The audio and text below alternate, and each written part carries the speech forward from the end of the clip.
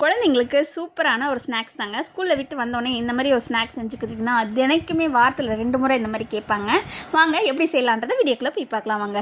Welcome to SK குக்கிங்க.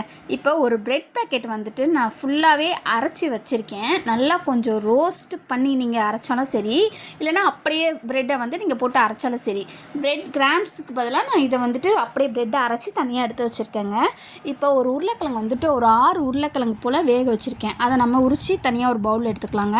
வேக வச்ச உருளைக்கிழங்கு வந்து நல்லா பிசைஞ்சிக்கோங்க. நல்லா கையை வச்சு மசிச்சுக்கோங்க.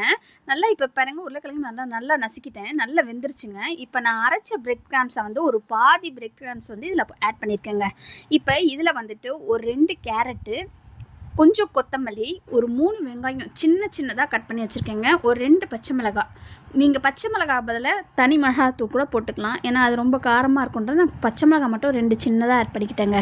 இப்போ இதெல்லாம் போட்டதுக்கப்புறம் 1 டேபிள் ஸ்பூன் கரம் மசாலா, ஒரு 1/4 டேபிள் ஸ்பூன் பார்த்திங்கன்னா சீரகத்தூள் போட்டுக்கோங்க.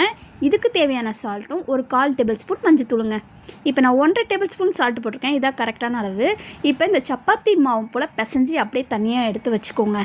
உணர் பவுலில் பார்த்தீங்கன்னா 1 டேபிள் ஸ்பூன் கார்ன்ஃப்ளவர் மாவும் ஒரு 1/4 டேபிள் ஸ்பூன் மைதா மாவும் நல்லா தண்ணி ஊற்றி நல்லா கிளறிக்கோங்க.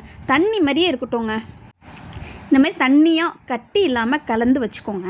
இப்போ நம்ம பாதி எடுத்து வச்சுருக்க பிரெட் கிராம்ஸும் இந்த தண்ணி கலவியும் இப்போ அந்த மாவை வந்துட்டு நம்ம ரவுண்ட் பண்ணி நீங்கள் எந்த ஷேப்புனாலும் வச்சுக்கலாங்க.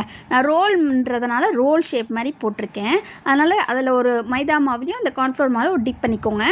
அப்புறம் பிரெட் கிராம்ஸில் வந்துட்டு நல்லா பரட்டி எடுத்து தனியாக எடுத்து வச்சுக்கோங்க. அது போலயே எல்லாமே நான் எடுத்து வச்சுட்டேன்.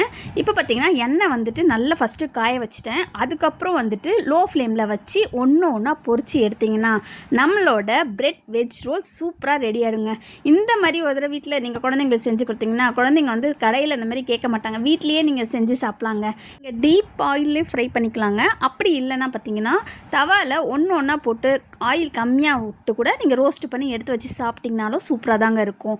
இந்த வீடியோ உங்களுக்கு பிடிச்சதுன்னா லைக் பண்ணுங்கள், ஷேர் பண்ணுங்கள், கமெண்ட் பண்ணுங்கள், சப்ஸ்கிரைப் பண்ணுங்கள், கூடவே பெல் பட்டனை கிளிக் பண்ணுங்கள். நீங்களும் இப்படி தான் செய்வீங்களான்றதை கமெண்ட் பண்ணுங்கள். குழந்தைங்க ஸ்கூல்லேருந்து வந்தோடனே செஞ்சு கொடுத்தா ட்ரை பண்ணி பாருங்கள். பாய்.